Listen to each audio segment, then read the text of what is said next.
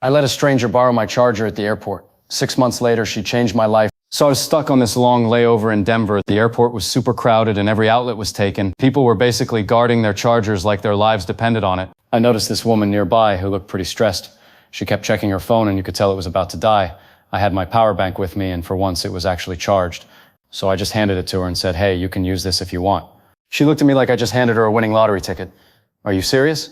"Yeah, go for it," I said. While her phone charged, we started talking. She had just come from a job interview and was heading home. Told me she hadn't worked in over a year and wasn't sure if she was still cut out for it. I told her she totally was. We ended up chatting for like half an hour before I had to board. She gave me back the charger, thanked me a bunch, and that was it.